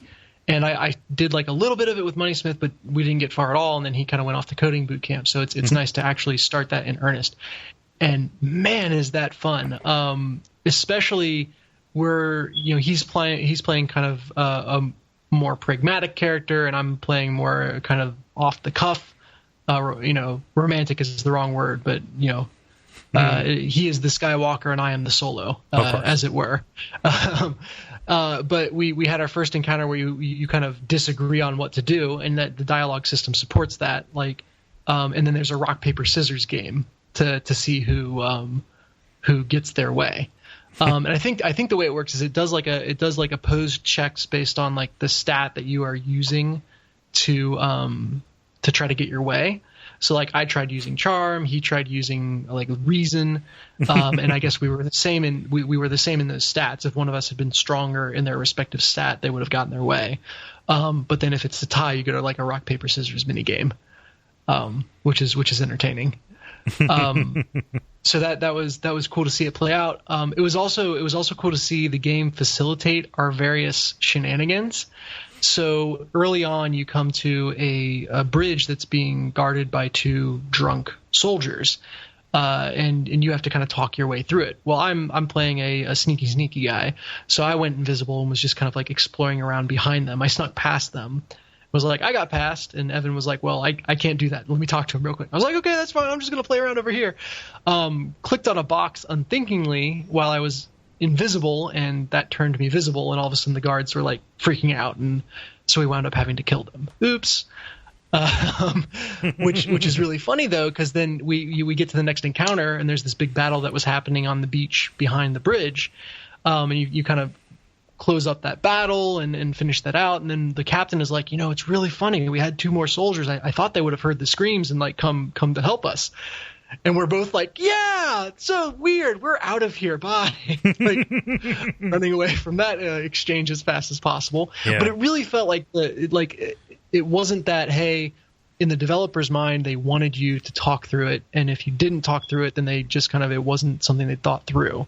It felt like they had really fully fleshed out all of the different options. So appreciate that. The one downside of playing the game co-op is after that kind of combat sequence, you get into a large town, and you spend a lot of time talking to people and solving puzzles and doing non-combat stuff with a lot of dialogue. And I think both of us, just because we're playing with another person, well, I don't want to comment on Evan's play style. I know I would kind of traditionally kind of sit down and probably listen to a lot of the dialogue and read everything really thoroughly. That's so hard to do in multiplayer, though. You're not. That's not what you're there for. Even though it's so rich, and like I know the game is really good for that. I found myself kind of clicking ahead just because I wanted to get to doing something with the person I was playing with, and that it doesn't feel like you're doing that when you're both just reading the same piece of parchment. Yeah. Huh. Yeah. So we'll see if that has negative effects, because there's a mystery in the town that we're trying to solve. So if we're not paying enough attention, we'll see if that comes back to bite us. But it's a ton of fun to play with a friend. Yeah, that just sounds like such attention, because like not attention, but like a tension, between the fun anecdotes of just the way that your two different styles interact. And the way that the mechanics and the dialogue interact as well, like that just sounds so unique and like something that can't really be captured elsewhere, right? But then also the fact that like this is a kind of game that I could never see subjecting somebody else to. I couldn't see subjecting somebody else to the way that I play this kind of game.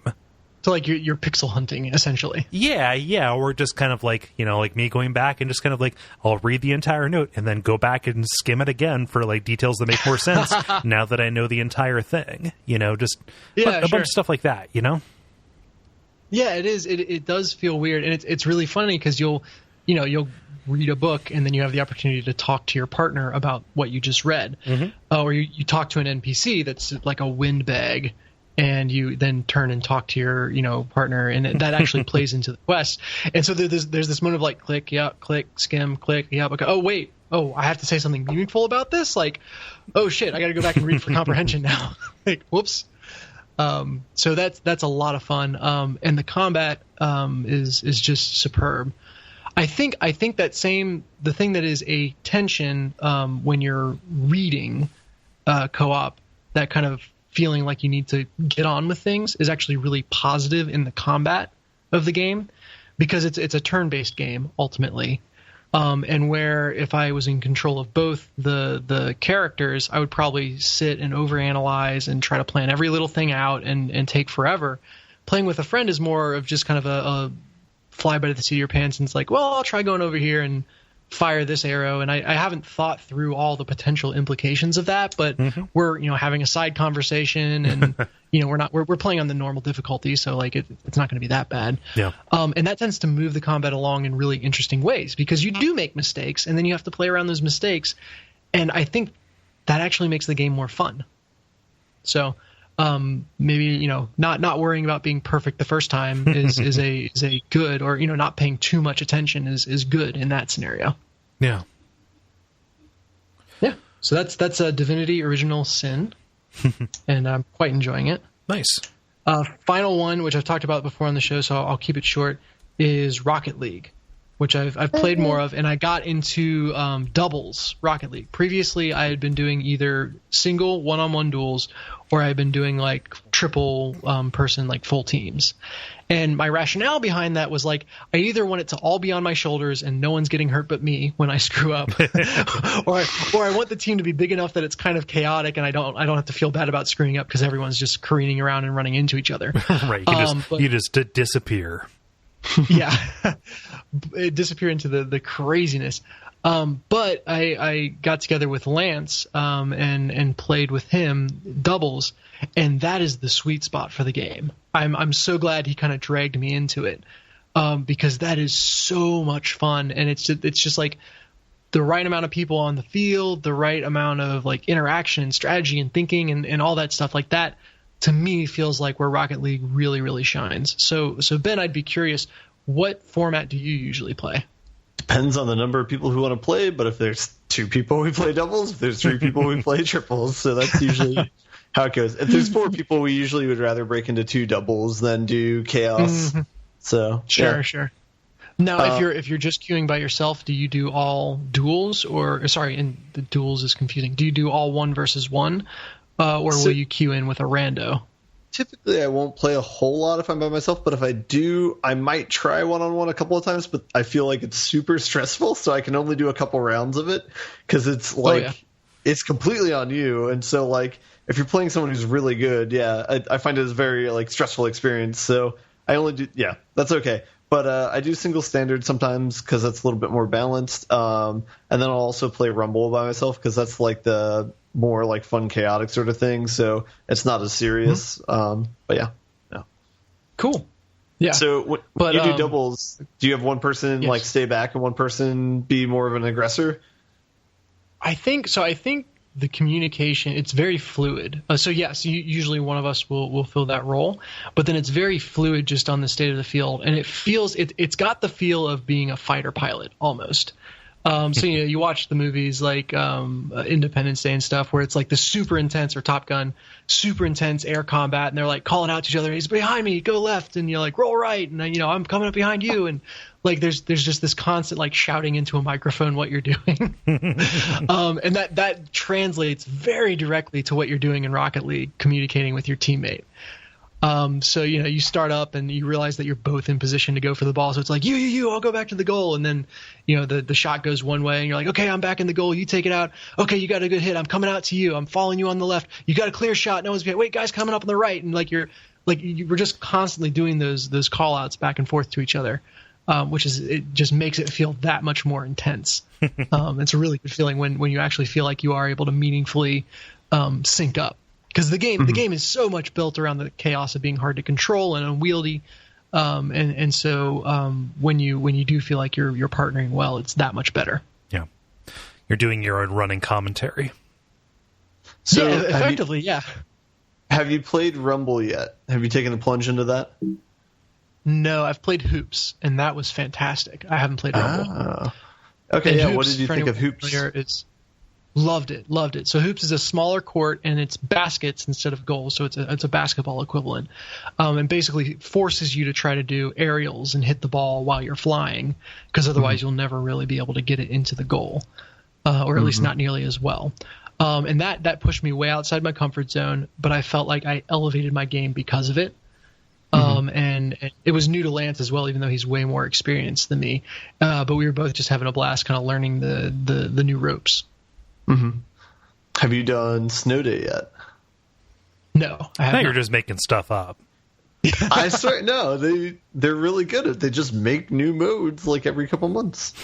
But have you tried Rimshot? I assume you've tried Rimshot, right? What about Dark Alley? You've done Dark Alley, right? Yeah, I've heard really good stuff about Wingspan. Yeah. It kind of has gotten less of a player base since History came out. But yeah. That's hard to compete with that, especially with how well considered it is. You just ride on top of an open textbook, read it as you drive by it. No, there's a new one called Flingus, which I think is going to be really good. I mean, this can just be the rest of the show if you want. How long you guys got? I don't know. I'm not bringing any material to this. But Snow Day, what's Snow Day? Snow Day is like a hockey variant of it, where you have a giant puck instead of a ball. I like that mode. I like it a lot too. Like the key aspect of it is like you want to send it along the walls, because if it crosses the goal, it naturally has like suction against like the surface it's on, so it'll just like fall into the goal. So both like defense and offense, you have to be more conscious of riding on the walls. So it's kind of interesting. But yeah, that sounds like fun. So that's good times. Yeah. That's me. So hopefully, I know that's not much, but hopefully that's a meager contribution for this week. Yeah, it's a shitload of video games, Dennis. It's 3 weeks worth of video games built up there. That's a backlog if I ever saw one. Holy hell, it is. Jala, I'm curious what you've been playing. Okay, well, first things first, I have my usual co-op corner. I was streaming Resident Evil 6 with Sam. I finished the rest of Ada's campaign, and we also started Jake and Sherry Chapter 1. So we are finally on the last segment of the game, and we got 4 more chapters to go, and then we are done with Resident Evil 6. And I don't know if we're going to loop back down to Resident Evil 5 and do the DLC, because we didn't do it, because we were so frustrated. I don't know if we can go back to that and still manage to play it after having played 6, because 6 has better controls and everything. But we'll see. Man, am I realizing that like by going back to 4 for Watch Out for Fireballs? Yeah. It's real hard. Like I went back and tried to play 4 after I played 6, and it was hard to do. Yeah. Like you can get you reacclimate to it, but it's just like, man, this would have been so much easier, or not easier, but like so much better if it controlled more like this. Like I like the way the controls worked. Yeah. In 6. So, and there's so much about 4 that probably wouldn't work if you were as nimble as you were in 6. Yeah, but even still, like to reacclimate to what the game wants the pacing of it to be is hard. Yeah. Yeah. Well, anyway, so then I also played Magicka and Team Fortress 2 with James Robinson. I have not been able to play with Magicka. him. I'm curious. Oh, you haven't played Magicka before? I've mentioned it off and on like before. It has friendly fire as well. It is and that's the first thing you need to know about Magicka. The second thing you need to know about Magicka is for a very long time you won't know how the hell to do magic, so you're just going to be blowing each other up constantly. It is a very silly game where everybody's a wizard, and I don't even remember what the whole plot is. I think you have to go take down some evil bad guy, and that's the plot.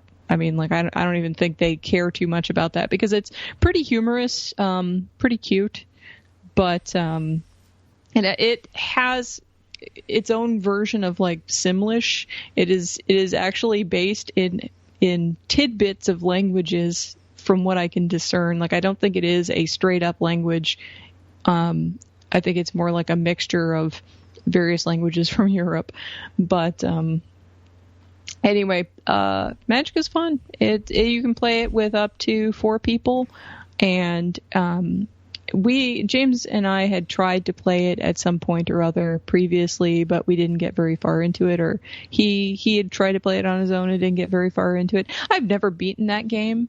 And the reason why is because like somebody will play it with me and then we'll get going and then just somehow it just like peters out and we just don't end up finishing the game. Yeah. You know, like we move on to something else and then we just never finish it. It's not that the game doesn't play well. You know, it does. Once you get the hang of it, especially, then it's a lot of fun. It's just, I don't know, we just stop playing. So if anybody wants to finish playing Magicka with me, I would like to see the end of the game finally, because I played the beginning like a million times. I would like to move on past chapter 1 and 2. So anyway, that's the thing. Other than that, I also played a lot of the old PS1 game Azure Dreams, and the reason why is because, as I mentioned the last time we recorded, I guest hosted on the PlayStation Power podcast from theboxfort.net, and I was on there talking specifically about Azure Dreams.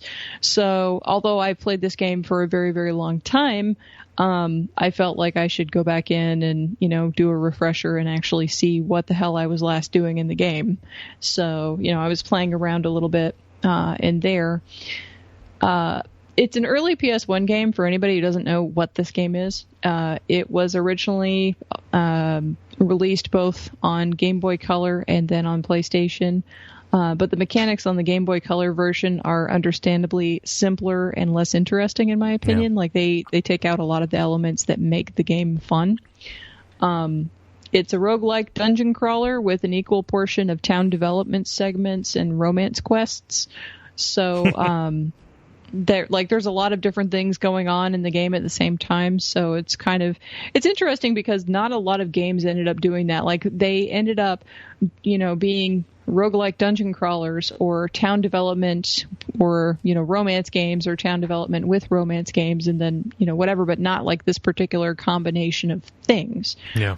It's one of my absolute favorite games that I end up playing very frequently. I go back to, on my PlayStation 1, I go back to certain games quite a bit. Azure Dreams, Digimon Card Battle, Castlevania Symphony of the Night. These are 3 that I play, and only one of those is super popular.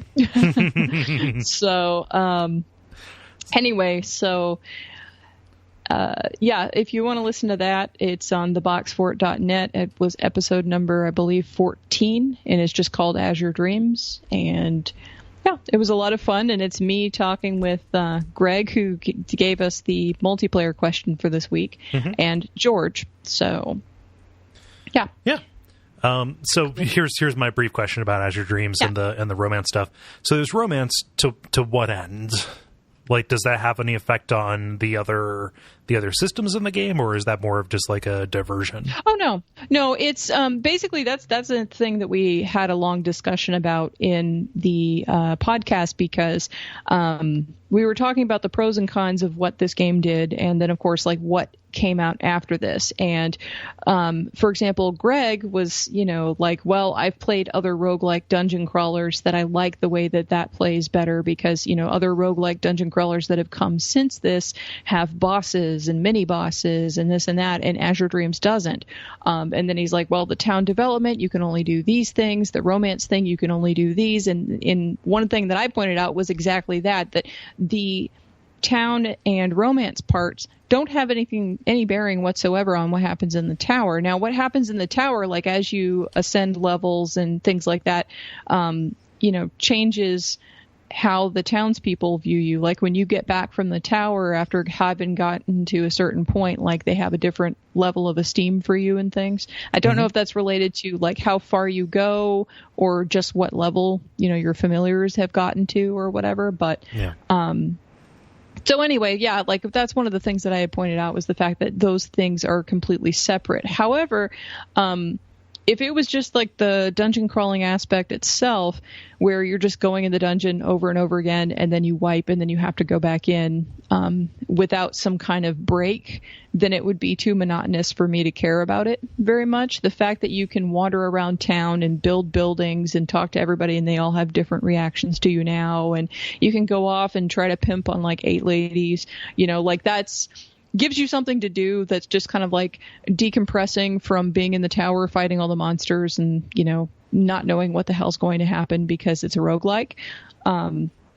So I like the fact that it has those elements, but at the same time, like, I don't know if they necessarily need to add more detail to them or not, because if the town development and the romance quest stuff started getting too complicated and started affecting too many things inside the tower, then they wouldn't be diversions from all the stress you just dealt with in the tower. They would now become new chores. So it would just be kind of like a big slog of all these different moving parts, So I actually, I think my final conclusion about that was that I kind of like it being simpler, just because it is just, faffing around, before you go back into the tower again, before you're ready to jump back in. Faffing yes. around.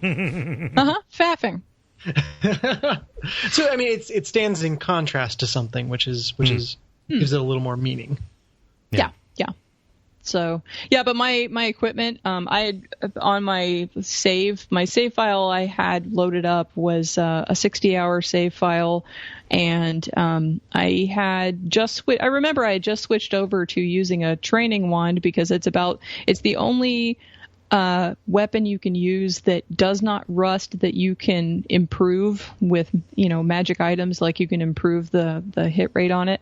So it was a training wand +8 and my diamond shield +43. I played a little bit of the game. So, yeah, just a stitch. It's remarkable that you still have your save file around. Oh yeah, I still have all my memory cards and stuff because I still have my PS2. So. Yeah, and then anything else about Azure Dreams before I go on to the last thing I played? No, I would encourage people to go to listen to that for more detailed discussion. Yeah, it's also very funny because you get to hear me talking to other people and BSing around. There's involvement of cartwheeling onto a Segway, which won't make any damn sense unless you go listen to that episode. I also made like this crazy little image of the Jala Segway, which won't make any sense. But yeah, you can go look at that. That's on my Twitter and my Instagram, and I posted it in Slack, so it's in places. But anyway, so yeah, the last thing I played or continue to play is Steins Gate. I'm still playing it. Okay. It got a little bit better, but Daru is such a perv that, and because I've recently been sexually harassed on the net, it just kind of creates anxiety for me. Yeah, so, that's not acceptable. Yeah. I shared, I've been sharing some of the examples of the crap he pops up with on my Twitter and also in Slack. So, like some of the listeners are just like waiting for me to flip a table about this. It hasn't gotten to that point at any point yet where, and I don't think it will, where I just want to flip a table. I'm frustrated. It makes me, it brings up unhappy emotions sometimes with some of the crap that gets said, but once that seems to be petering out a little bit, like there's not so much of that going on, just as you had said, Kole, like it starts to, it doesn't go away entirely, but it's not the main focus of everything that Daru does, Right. I didn't know the context for I thought you were just saying like, oh, this is really goofy and, like, I wish they didn't do this. I thought that was your objection, not, like, recent experiences kind of sucked and this reminds me, but yeah. Yeah, like, no, it brings up bad things, so that's not fun. But it's not uncomfortable enough of a thing that like I've stopped playing it or anything like that. It's just kind of like, oh, frowny face. This is it may be a little bit of a queasy feeling in my stomach, but then I move on. Yeah. So I finished chapters 1 and 2, and I believe your way of describing it, Kole, was glacial pacing. No fucking kidding. Oh my God. damn, like, jeez. I was just like, can somebody just move on with something? Like, I don't need this exposition about why this works. Like, you don't have to sell me why time travel works. You have a fucking cell phone attached to a microwave, and you're telling me that's what's making it happen, and that's what's making it go. If I'm buying that, you do not need to go into detail about, you know, like stuff that's based in quantum physics and whatever, but then like also spins off into whatever the author thinks. Like that was like such a slog, and I'm just like, can you just stop now? Yeah. Like I understand that this is interesting to you. What it felt like is this is something that is interesting to the author, and therefore they're just like, look at this thing that I really like. Isn't it excited? And like, you know, meanwhile you're over here like, you know, falling asleep and still going on. We call that 999 syndrome. Although in 999, most of it, like I didn't have that problem. Yeah. It was VLR that made me want to do flip tables about that. But interestingly, I haven't necessarily wanted to flip tables about anything in Steins Gate. Like, it just hasn't triggered that frustration. I think because like they usually wrap it up a lot faster than VLR has. So anyway, another random note about this that is just like an amusing thing, at least to me, is the name of whoever it is, you know, the person that is talking to you in the talk bubble, changes. Like when you first run into this one character, it says probably not organization spy, and then lady ignoring me, lady who apologized out of nowhere, lady ignoring me and apparently sightseeing in Akihabara, strange lady apparently sightseeing in Akihabara, and like the name would just keep changing and evolving as you talk to this person and come to conclusions about them. Like the way that they are labeled changes, and that was actually really entertaining to me. So. And the main character is starting to get to the point where, like, he's a little bit more tolerable. Like, he's not making me want to, you know, stab him in the eye or anything. Yeah. So that's good. Okabe definitely starts in in kind of a deficit for charm, but he covers a lot of ground with that. And just the whole naming people thing, like that is entirely within his character, and I love that is kind of like referenced in the interface, because like, you know, even major characters, like when he decides that he's going to call Karisu Christina, like there we go, all of a sudden she's Christina now. Yep. And that's an entertaining thing for me, is just to watch how the names change over time, just whenever he decides that he's going to relabel them, however it is he relabels them. And like, he also, you know, keeps on correcting people anytime they talk about, you know, the microwave with the phone on it that's called a phone wave. Everybody just calls it the phone wave, and he's like, no, it's phone wave subject to change, name subject to change. And he just keeps on correcting them every single time they say just phone wave. Yeah. He's like, no. And then every single time he says it in his little narrative bits, it's got, you know, phone wave, name subject to change. Yep. So, and it even goes down to like there's a, you know, he's a hypocrite, because if people don't call him by what's his name, Huin something or other, like by his chosen like supervillain name, he gets really cranky, but he never calls anybody by their actual name. Yeah. Yeah. So, and then also I'm glad to say that Bubblehead, the bubble-headed girl, is not really making much, you know, impact. She just kind of like floated off somewhere, which is good. Like I don't want her to be in the main spotlight because she drives me nuts.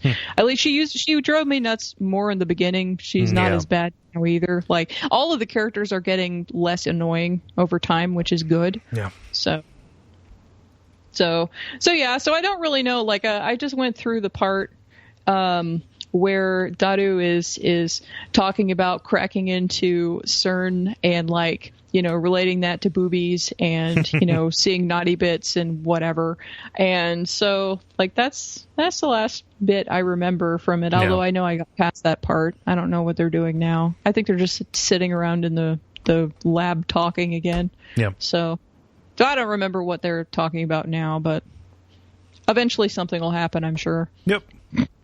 It's How many weird. hours is this game? I have no idea. There's no hours played on PS on PlayStation, like at a system level. So I don't know. Like it was, you know, it was like 2 weeks of play for me. You know, playing a couple hours a night.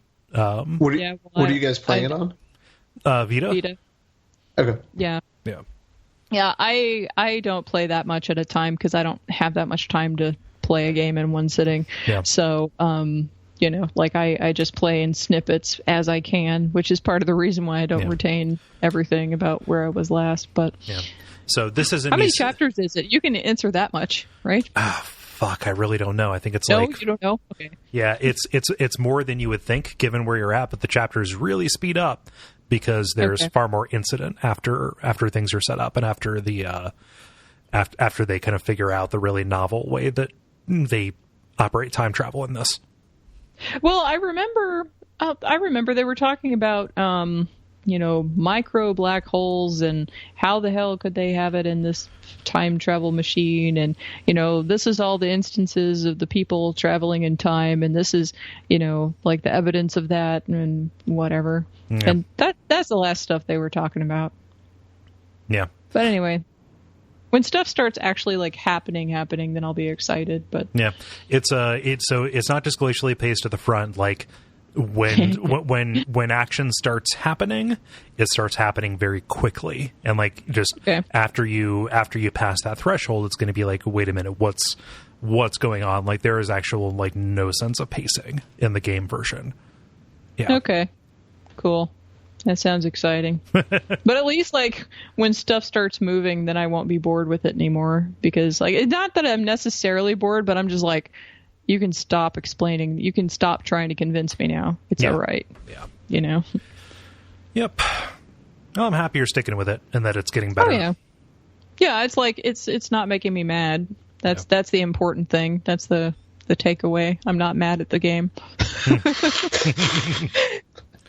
And I actually, there's that one girl with the bright yellow eyes who works downstairs, and she entertains me. Oh, the cat girl? She's a cat girl? Is she the bright? Oh, no. Oh, yeah, no, that's a different person. The one who works... A character that I don't really like, the strange foreigner woman. Yeah. I guess. The one that repairs the CRTVs. Yep. I forget her name. I like that character as well. Yeah. Yeah. Neat. Yeah. Yeah. And is that all, Jala? That is it. Okay. Ben, how about you? It'll be pretty easy. I've been playing Mad Max and I've been playing Rocket League. So give me the Mad Max update. Okay. So I can't remember the last time I talked about Mad Max. I don't know if I mentioned this last time or not, but I cleared one of the areas. So there's like 5 different regions. So I completed one of the regions. So it's completely like devoid of threat or anything like that. I thought you were going to say life. Probably it's Mad Max. That too, a little bit. So it was kind of interesting. There's like they do have like kind of like a base upgrade mechanic in each of the regions, so I got to see that to its fruition. But then after that, it was kind of okay, but I don't think I'm really putting as high of a priority to try and do that in every region. I'm kind of doing it as I go through it, but I'm trying to follow the story missions a little bit closely now. I don't know how far I am in the game. I think I've sunk about 40 hours into it or so. I've gotten to all the places. I know one of the things that I mentioned before, and again, hopefully it's not too much of a spoiler since it occurs in the first 5 minutes, but I think you are probably the only person who would think that was... Yeah. In like the opening cutscene, you kill the main bad guy of this you talked about that last time. Yeah, so the one thing it kind of suffers from is there's no like end game boss that you're kind of going for. Or at least like there's like side bosses and there's like kind of secondary things that you're going for, I guess. But it kind of takes the punch out of it a little bit because there's not, the world is kind of devoid of a leader right now. So unless they kind of build up those narrative threads and make like a new boss out of nothing, it's just one thing that's just kind of funny about the design choice. But it's not necessarily a bad thing. But yeah, upgrade system's pretty cool. There's a lot of upgrades you can put to the car that you drive. So the driving mechanic is interesting. It's not like GTA. There's like kind of some rails on it where like you can't flip the car over. like it'll automatically write itself. So there's like certain kind of boundaries that you operate within. But that said, I mean, the world is still gorgeous. Like driving around parts of the world, like everything is just really beautifully post-apocalyptic. So that's really cool to explore still. Yeah. I don't know if I mentioned this one or not too, but there's no boundaries on the map. You can just keep driving off in the distance. It's just the idea is that there's nothing there. Right. So I don't know. I mean, I think it eventually ends. Like if you scroll over far enough, it eventually like ends. But I thought that was a really cool design choice too, to not like give you these invisible walls. So yeah. Yeah, still a cool game. I'll probably try and finish the main story, but I don't know how much I'll do after that. But yeah. Nice. Well, I mean, that sounds like it has continued to be a really fun surprise. So last time you forgot to mention it on the air, but this has Batman combat. Yeah. I did forget to mention that. Yeah, they have the two button combat system the same way as Batman, and then they also, like similar to Batman, there's a lot of like moves you can unlock as you progress through the game. So like different like finishing combos or like different like upgrade abilities. So like you can do it unlocks new things where it's like, say if somebody's attacking you with a shiv, you can unlock the ability to like reverse it and take the shiv away from them and then stab someone else or something like that. So the combat gets more and more, I guess, easier, but then also fun as the game goes on. So that's pretty cool. Well, I imagine once you unlock the Shiv Master, you've got someone coming at you with the sword, and they kind of up the ante progressively. It hasn't been too bad. It's not as bad as that. It's not like a treadmill that where you're running in place or anything. One cool thing is you can upgrade your knuckle dusters, like. So eventually you get these like I don't know, like screw gloves almost that you punch people with, which seems pretty brutal, but doesn't really have an effect. It just increases the damage you give out. So it's just changing numbers. But yeah, I don't know. It's still a really cool game. It's definitely a beautiful experience if nothing else. So it's well worth $10 to check out if it ever goes on sale again. So yeah. Yeah. Very cool. A resounding endorsement.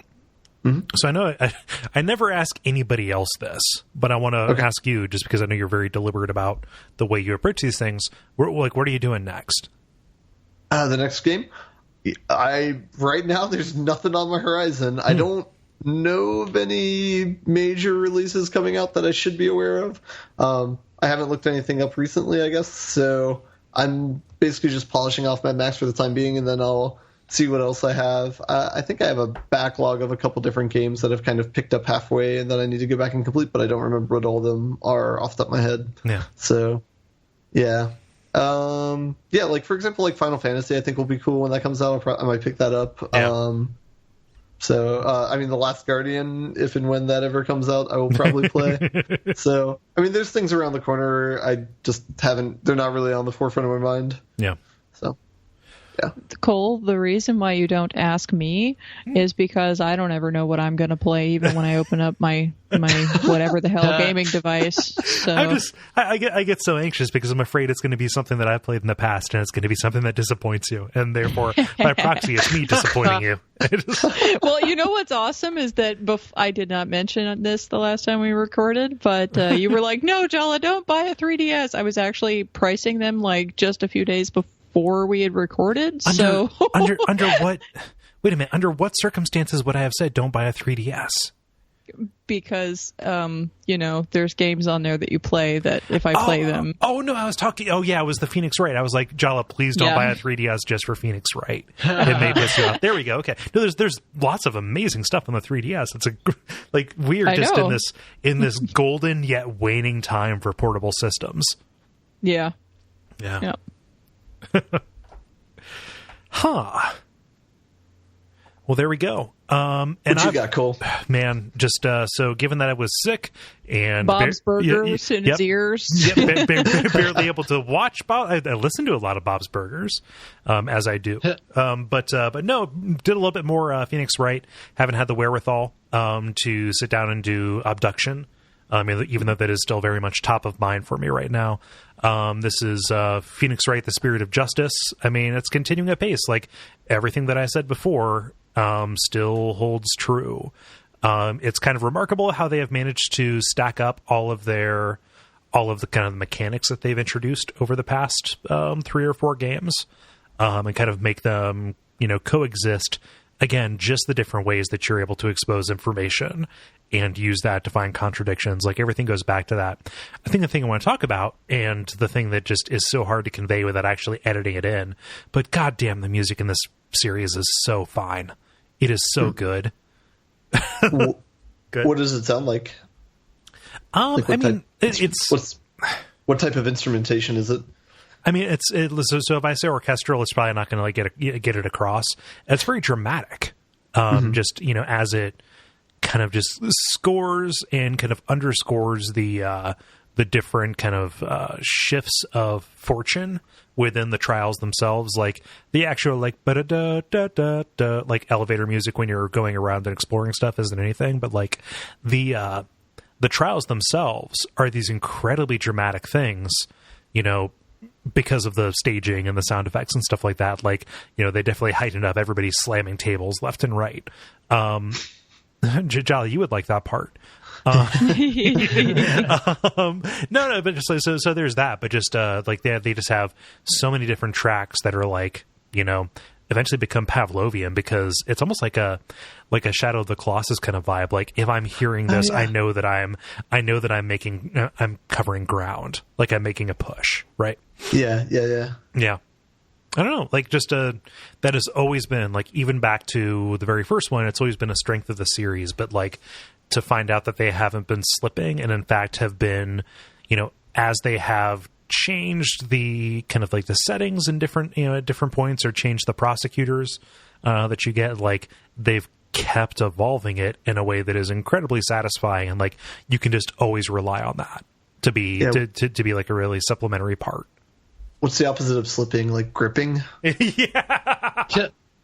Yeah, they got caught gripping, which, it's embarrassing, but there's nothing to be ashamed of.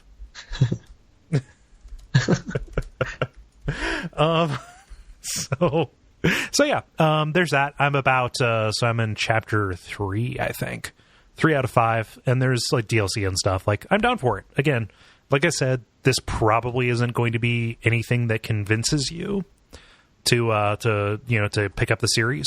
This would not be the entry point that I would suggest. Like, there are, just HD collections of the first 3 games you can get on 3DS or on, mobile. And those, I think, would be just a fine place to start. But this is a good continuation, and if I just got one of these every 2 years, I think it would be okay. Yeah, I can speak, or I can second the fact that it's good to play on mobile. Mm-hmm. Yeah, I mean, just, people would take issue with me calling them visual novels, but like, they're little comic books. They're comic books that, really reward paying attention and have these little challenges that ask you to, again, just like everything is about these contradictions. Mm-hmm. Yep. I dig it, and that is all. Woo! Mm-hmm. Do you all want to button it up? I do have a brief segue before the button up. Okay. There is one news story that might be topical that I read in passing but didn't read the full article. But apparently Danganronpa, they're going to make a version for the PS4. Oh, yeah. At some point in time. Yeah, so that's... So, they're doing Danganronpa 1 and 2, and that's going to be like a kind of double pack, as opposed to what you have on Steam right now, which is 2 $25 games or something like that. They're both incredibly available, but like, I enjoy those games. I think it's good that more people will get to play them. I couldn't imagine not playing it on a Vita because of the way that they use the touchscreen kind of stuff. But yeah, I imagine they will manage, and that is not the bulk of the experience. So, yeah. That's also, hopefully, games like Phoenix Wright or whatever might become more accessible, but maybe not, but whatever. Yeah. They seem so quintessentially mobile to me. Like, I couldn't imagine playing, even Steins Gate, which, started as like a PC kind of thing. I could not imagine playing that kind of game. I mean, if I'm being honest, not in bed. or just kind of like sprawled out on the couch. Like it feels, it's kind of like JRPGs, where it would be very difficult to convince me to play a JRPG, like a standard ass turn-based old school style JRPG, not on a portable console anymore. Like that just is the way that you do that. But who knows? Final Fantasy or Persona will probably change my mind. Okay, now can we button it up? Yep. Buttons. Do it. Thank you so much for listening to this episode of The Level. We appreciate you sticking around, or if this is your first time, we hope you stick around. Let me think here. So people who are subscribing probably got a huge flood of episodes from the old, not the old series, like basically episodes 1 through 67 were put back onto the feed because I, in addition to being sick, have been spending the past week and a half or so actually shifting the hosting services. So the hosting service I've been waiting for has released, but they don't allow for enough shows or downloads. So I'm kind of doing something different. The show's probably going to live at a different URL. Watch the social media channels. If you're subscribed right now, we're going to do as much as we can, or I'm going to do as much as I can. Just because if I'm not saying that to be selfish, if I fuck up, it's all on me. I'm going to do as much as I can to make sure nothing gets kind of upset. But maybe we'll see. But watch out for all of that. Hopefully everything will be for the better. And I thank you for your patience there. But otherwise, there's the usual stuff. We have a couple of level-themed shirts in our store, Duckfeed.tv/shirts. We have the level logo tee, which Jala has some pictures of out. And then also the sugar bone stuff, which is also good. Yeah. And I have both of them. Yeah. How's the sugar bone one? I like it. Nice. It's nice. Yeah. So check that out. And then there's usual stuff. Facebook, where you can like the page and get alerts, possibly, if Facebook decides to show you them for our multiplayer. And also patreon.com/DuckFeed.tv, where you can support the entire Duckfeed network more broadly. I think that's everything. Am I missing anything? No. Think you're good. Yeah. So I have been Kole Ross at Kole Ross on Twitter. I've been Dennis Furia at DFuria on Twitter. I am forever Jala-chan in all the places.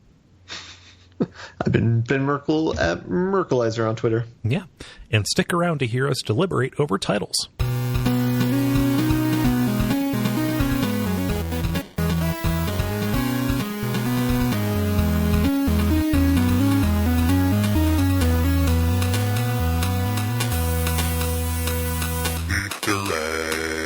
Okay, who's got some for me? I got some. Okay. No disc pics. Outrage about the outrage about the outrage. Okay. That's some PvPvPWPVPV. Yeah. Recursive. Yep. Cocoa Nats. God. Spelled GNATS. Yes. Okay. I get it, but we all have jobs. And finally, sneaky guy. I didn't have a chance to cut in and tell Dennis that I liked that he was a sneaky guy. Oh, in Divinity? I like sneaky guy too. Ben, you got anything? Yeah, I got Deadly Premonition Acapella Group. I got Mop Yourself into a Corner. I also had Coconuts. I had Faffing Around. And I had Segway in Places. Well, we had segues in multiple places in the episode for sure. So is it segue as in like shifting from one topic to another, or segue as in the mode of conveyance? Segue as the mode of conveyance. Well, I don't know which one, but it's in reference to Jala saying that Segway in Places similar to Jala-chan in Places. There we go. Yeah, there we go. And then I've got, so I had just disc picks, but not no disc picks. I have Swimly. and then got caught gripping. So it seems by laughs, sneaky guy seems to have gotten the the most response. Yeah, I'll take that. And it's out of left field. It's the one that nobody saw coming because it was so sneaky. Yep. Oh gosh, so sneaky guy it is. Go for it. Cool. All right. Well, I'm going to go to bed. All right. I'm going to eat. Yes, please eat, Jala. Yeah. I'll do that thing. Yeah. You Night, should just guys. eat during the podcast for real though. Like, Well, I would have had to go get food and prepare it and whatever. Like that That's true. requires Yeah. me to go away and go make it. So, yeah. that's fair. Yeah. Anyway, good night. Good night. All right. Bye. Night, guys.